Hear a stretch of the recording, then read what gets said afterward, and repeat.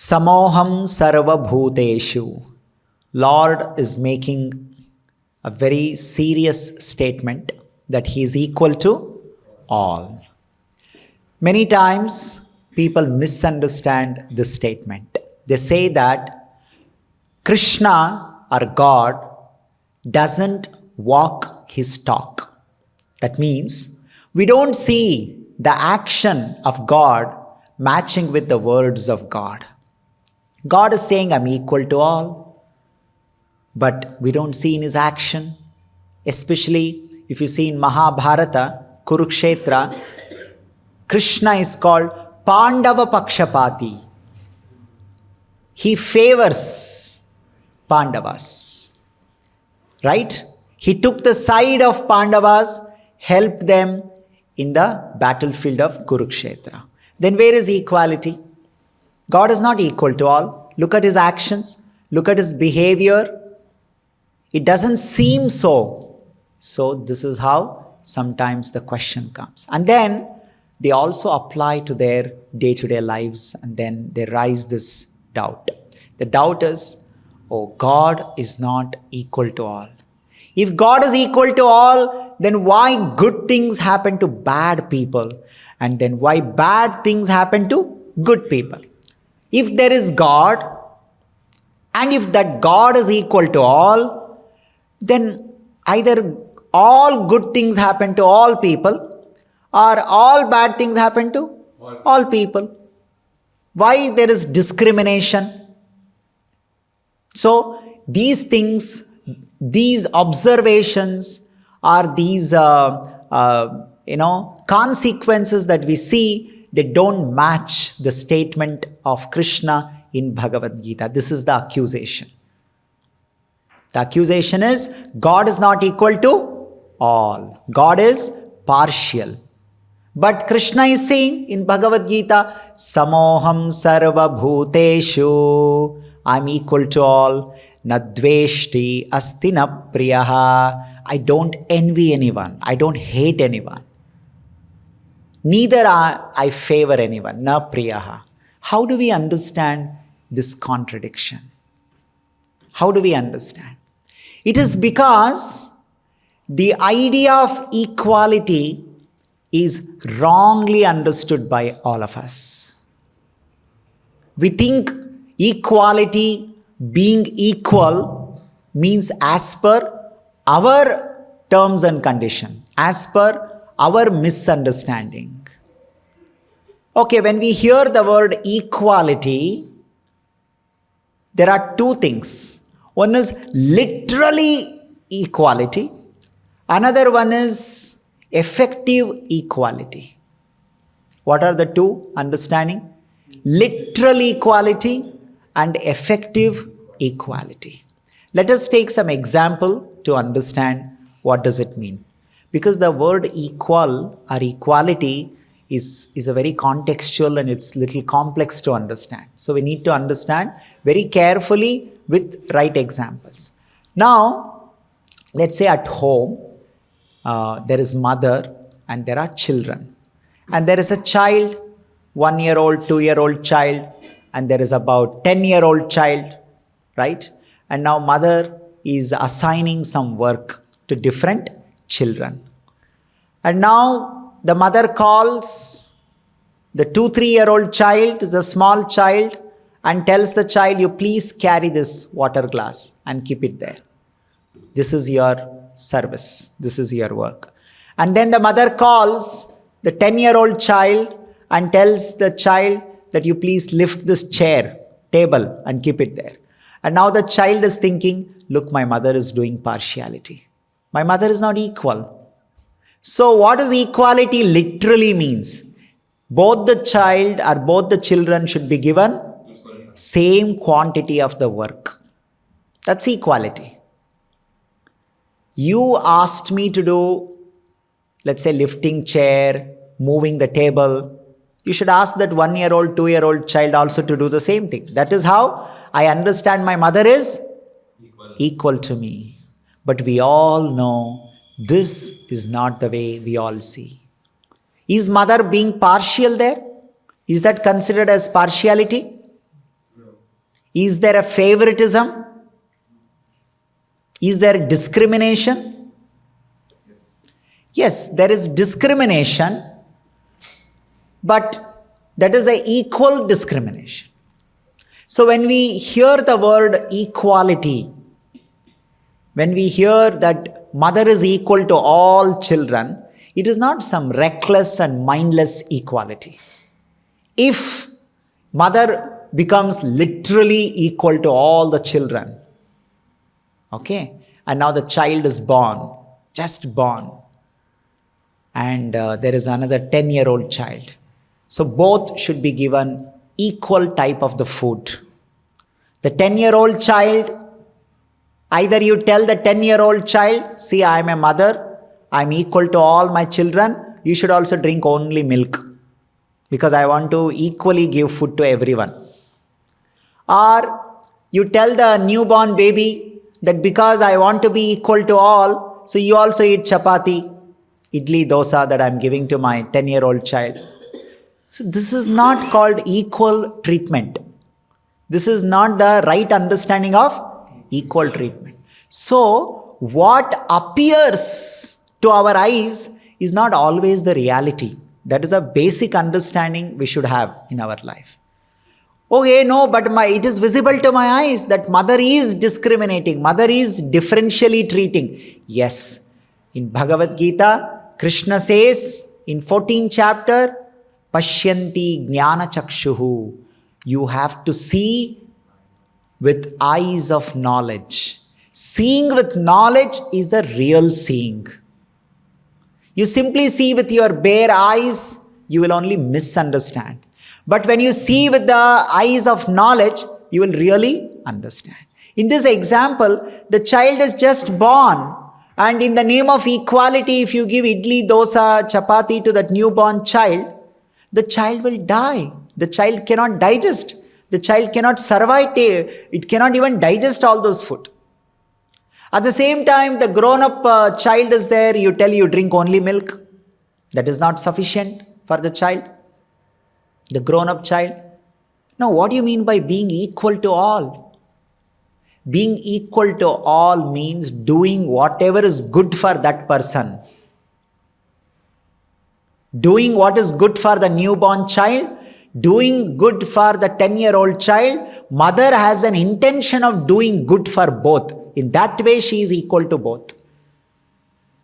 She has an intention of doing good to the newborn baby. She has an intention of doing good to the 10-year-old child. But in action, you may not find that so-called equality. The equality may not be visible in the details of action, because the details of action differ from the receiver. The receiver is a newborn baby, and in other case the receiver is a grown-up child. So the receivers are different, but mother is being equal in the sense being equal in terms of helping them, doing good to them. Now, another misunderstanding of this word equality is people think that equality means identical behavior. What does identical behavior means?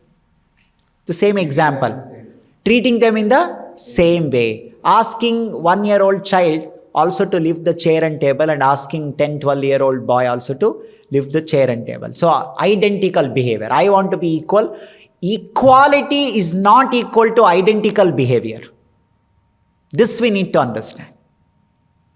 Equality is not equal to identical behavior. This is the background of the word I am equal to all. When Krishna says I am equal to all, one aspect of equality is this, that not necessary that Krishna's behavior will be identical with everyone. Now, next Prabhupada mentions in purport a very interesting thing. This word equality should be understood with another statement of Krishna in Bhagavad-gita 4th chapter. That is, Ye yatha mam prapadyante tam stataiva bhajamyaham. That there is another nature of God, not just God, another nature of a Chetana Prakriti, which is living entities, the soul, that is reciprocal nature. That is reciprocal. Reciprocal means I will reward you as per your behavior with me. The ability to reward people as per how you treat me, how you behave with me. For example, Krishna says nicely, first he says, I'm equal to all, I envy no one, I don't consider anyone specifically dear to me. But next he says, but my devotees are very special to me. What is this? Krishna is only contradicting. No, Krishna is now bringing out an aspect called reciprocal nature. When he says that, my devotees have a special place in my heart.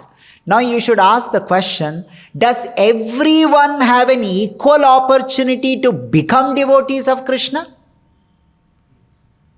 Does every soul gets an opportunity to become devotee of Krishna? Answer is yes. Krishna doesn't discriminate and say, oh, there are some souls, I will never give them an opportunity to become devotees. No, only these souls should become devotees. No, everyone gets equal opportunity to become devotee of Krishna. And when you become devotee of Krishna, in that devotion, what you do with Krishna, Krishna reciprocates accordingly. That is not seen as partiality. Now, let's take another example. You see, there is one gunda, there is one rowdy. He's beating someone on the road. Now, the police goes there. Now, when the police goes there, and the police is standing and watching, not doing anything. The people are asking, police, do something. So, police will say, no, we are equal to all. We are equal to all. So, we don't take any side on any side. We will not do any partiality. We are equal to everyone. Why should I do partiality? By beating somebody, by protecting somebody, that becomes partiality. So what is your answer? Mithilesh, what is your answer? So can the police say, because we are equal to all, so we are not going to take any side? Because they are morally not correct. Both the situations are different. So when the police stops the rowdy from beating innocent person and arrest him, does it seen as partiality? What do you say? It's seen as a reformation. It's not a situation of actually he needs to provide protection to. That is the principle there.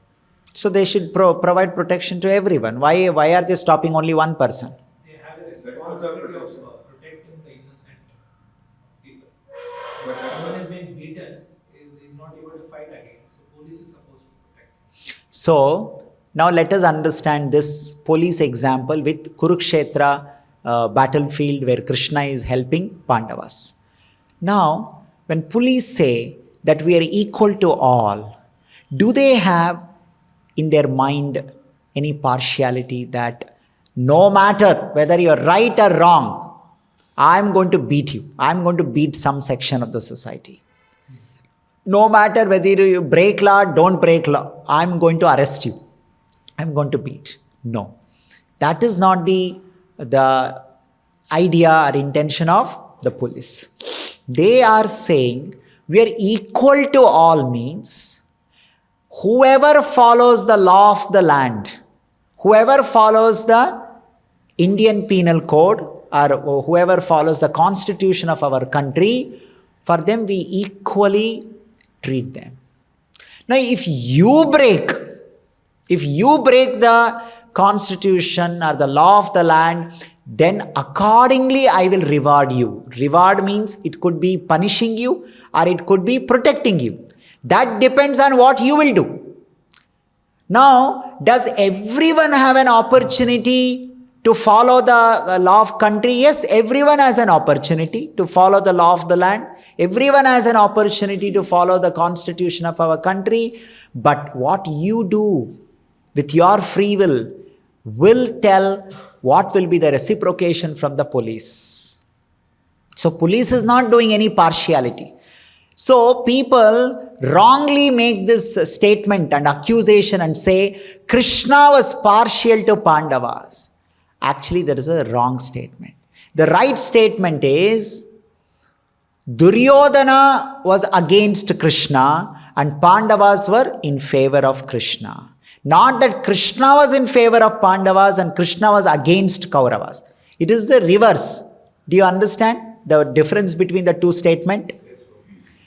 Kauravas were against Krishna, Pandavas were in favor of Krishna, not that Krishna was in favor of Pandavas and Krishna was against Kauravas. What is the difference between the two statements? Here's the I like someone just based on my likes. But when someone is against you, he's going against your against the whole principle. So he's going against you. So it was a choice of Duryodhana to fight against Krishna or Krishna's plan. It was his choice. Krishna didn't tell him that you fight against me and all. He gave him opportunity. Please make compromise. Let's not have war. Let's not fight. But it was Arjuna's conscious, deliberate choice to go against God. Duryodhana went against Krishna consciously, deliberately. Pandavas consciously, deliberately, they wanted to follow Krishna's advice. When Krishna said, okay, fine, if Duryodhana agrees to give 5 villages, you should all agree. Pandava said, okay, Krishna, whatever you say, we will agree. So there were people, they were taking side of Krishna, not that Krishna was taking their side. So it is not that God is partial. It depends what you do. God is equal to all. God is not taking anybody's partiality. Right? So very carefully we need to understand. Otherwise, we'll misunderstand God and we will do offenses to a very loving, caring, compassionate God. God is equal to all. But that doesn't mean that God has to identically behave with everyone. Equality doesn't mean identical behavior. That is what we understand. First point. Second point is police partial to somebody? Arresting somebody and protecting somebody? No, police is equal to everyone, whoever follows Indian constitution. But if you break the law, if you don't follow the constitution of the country, then police has to stop you from your activities. At that time, you cannot say, see, police is actually partial to us. No. Why are they behaving like that? Why is police behaving like that? Because you are making them behave like that. So the equality doesn't mean no matter whatever I do, you should identically behave with me. Government should be equal to all. Whether I break the law or don't break the law, you should be equal to me. Is that a right understanding of the equality?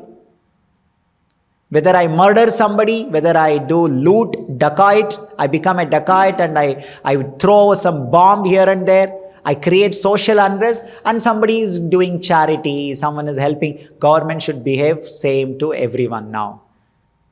Is this the right understanding of equality? No. Government has equal opportunity given to everyone. Everybody has equal opportunity in the country, in the society. What they will do, how they will use their freedom. Now, how you use your freedom, in response to that, Krishna will reciprocate. That's why Prabhupada mentions in purport that the reciprocal nature of God is such that as per your behavior, the Lord also reciprocates because He is a person. As a person, God can reciprocate. Reciprocation can be positive, can be negative. But is Krishna partial? The answer is If Krishna is partial, then he is equally partial. What do you mean by this statement?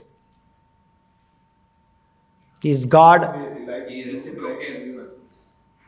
if God is partial, then he is equally partial. What do you mean by equally partial? He, Somebody is, like in example of police, if somebody is doing some crime, the police is equal, is not punishing that person. so whoever does crime, they should be arrested. Not that only specific people will be arrested.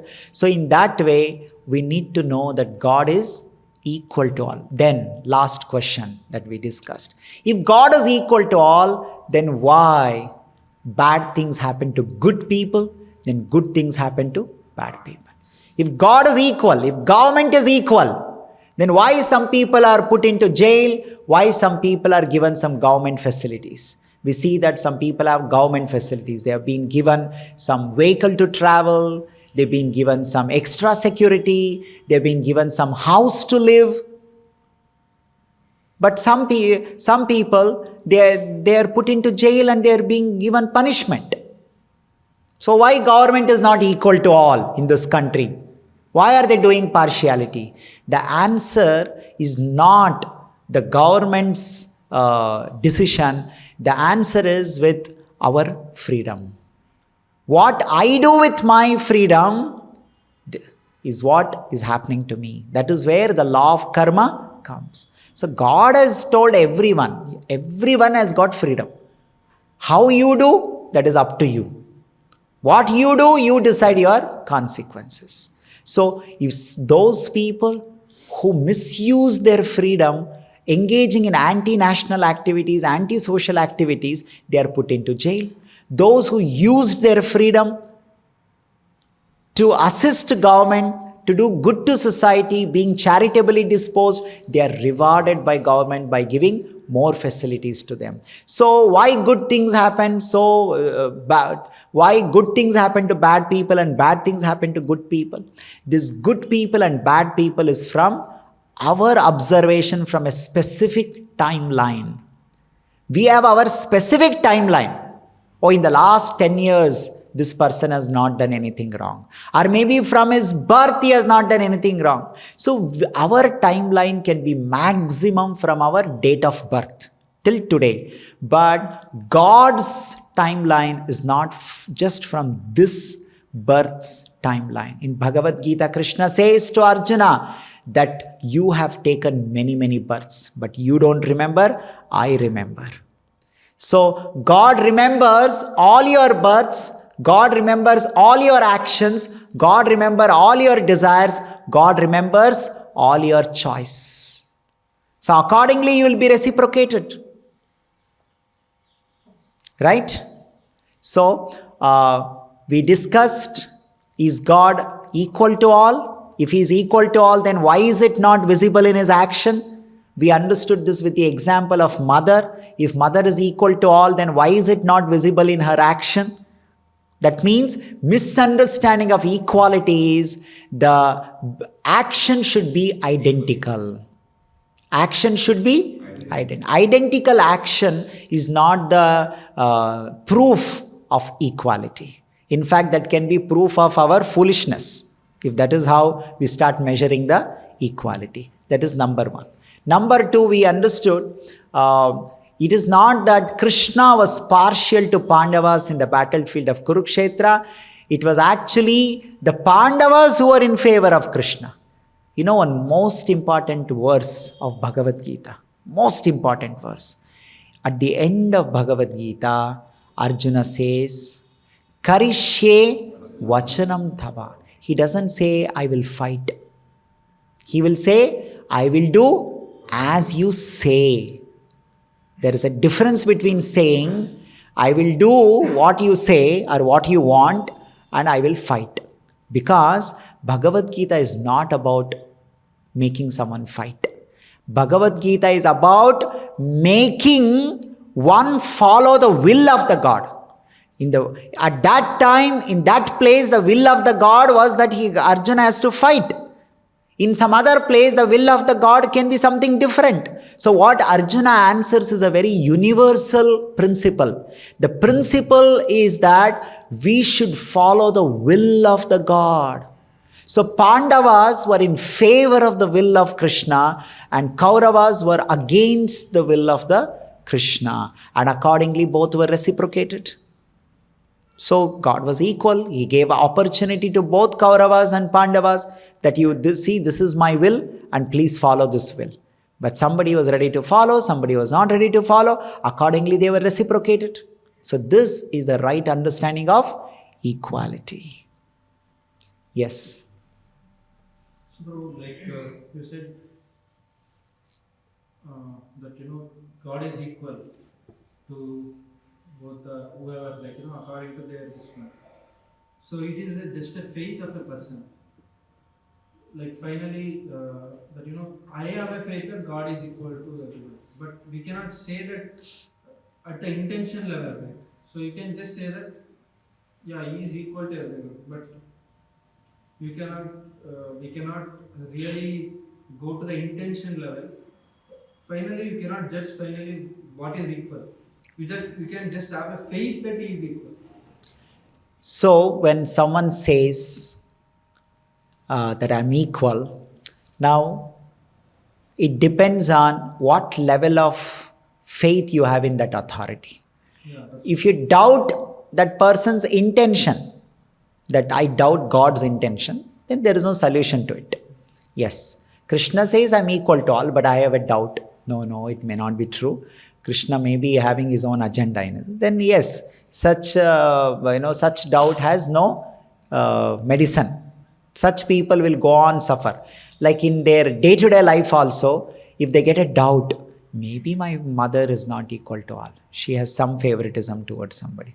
Maybe I think my father is not equal to all. Maybe my husband is not equal to me. Maybe he has his favoritism towards someone. My wife has favoritism. So such people will have terrible life. In 9th chapter, in the 2nd or 3rd verse, Krishna says that very interestingly he says what happens to them. I'll just read that. See here. Ashraddadhana purusha dharmasyasya parantapa aprapyamam nivartante mrityu samsara vartmani. Ashraddadhana purusha. Purusha, the person who has no faith in Krishna's words and intention. Ashraddadhana purusha dharmasyasya parantapa aprapyamam. He will not attain me. Because when you have doubt about that person, how will you attain him? Aprapyamam nivartante mrityu samsara vartmani. He will simply keep suffering in this place called mrityu samsara. So, okay, now the next question is, is there no end for this? Actually, there is an end.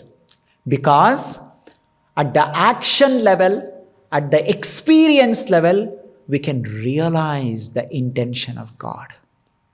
What is that? Action level and intention level. Now, law of gravity is not a faith. It's not a faith. Now, how do I know it is not faith? How do I know it is a reality? Now, law of gravity is equal to all. What does it mean it is equal to all? It acts same way to all people, all living entities, or to any object in this world. You take one book or some glass or one object, go on top of one building and drop it. So law of gravity acts on it. It will pull it. Now it's visible in its action. It is visible in action. Now you may say, no, it's all faith. It's all faith. What do you mean by faith? No, for them it is happening. What means when you also go and you also follow it. When you also follow it, you can experience for yourself. So those who have faith, those who have doubt, justified. Yes, we can have doubt. But if they are genuine people and have doubt, they are told, follow this, your doubt will be clarified. No, I will not follow this.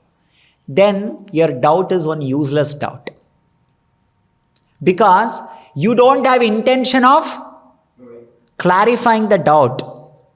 If you have intention to clarify your doubt, when we are giving you some procedure, follow this so that you will experience and your doubt will clarify. No, I will not follow. Why should I follow this? So then there is no end. Like someone is hungry and you are offering food. You eat this, your hunger will go off. No, I have a doubt that it will go. First you prove me. Okay, I am eating you. See, my hunger is, no, I have a doubt on you also. You may be telling me lie. So there is no end for your doubt. Your doubt can be solved only when you eat it. If I ate it, my hunger went off, and I am telling you, see, my hunger went off. But you have doubt on me also. But if I am telling you, you eat, your doubt will go. No, I will not eat that. That I will not do. Then that means you are not genuine, you are not sincere to solve your doubt. You understand? So when Krishna says, I am equal, we can experience it. Oh, is Krishna equal? How do I know he is equal? You follow Krishna's instruction.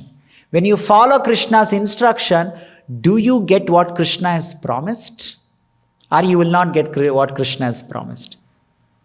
You will get what Krishna has promised. Then we know that Krishna is equal. It is not somebody's faith. So, bro, this word of Krishna, is it that we can have a faith that Krishna is equal to everybody? So only that if somebody says I am equal to everybody, so we should believe only Guru and Krishna, or everyone, we should believe everyone I am equal to everyone like that. Those who are free from 4 defects. When they say a certain statement, we accept it. If others say, let's say for example, I will say, I am equal to all. You may not believe this to the extent that I am still imperfect.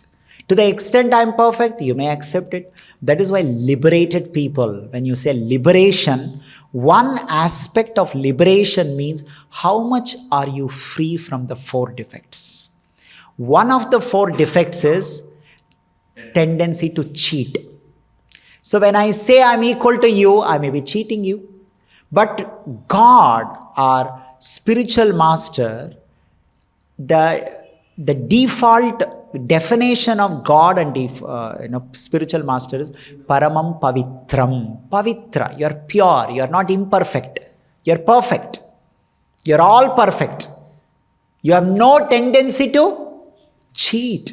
And how do we know that you have no tendency to cheat? That Krishna himself is saying, Suhridam Sarva Bhutanam. I am your best well-wisher. He is a well-wisher. He is our well-wisher. And he is equal to all. He wants to help us. He wants to help us. So when people come and say, I am equal to all, some government can come and say, we will be equal to all, may not be true. They may have an intention, want to be equal to all. They may have an intention, but to execute it, their own nature will stop. Their own anarthas will stop. So we should know this. But when Krishna and spiritual master make the statement that we are equal to all, they literally mean they are equal to all. But again, being equal doesn't mean identical actions. Actions can be different. Don't judge their being equal through their actions. Actions will vary. But still, they are equal to all. So we'll stop here. ग्रंथराज Shrimad Bhagavad Gita की, जगत गुरु श्रील प्रभुपाद की, निताय गौर प्रेमानंदे।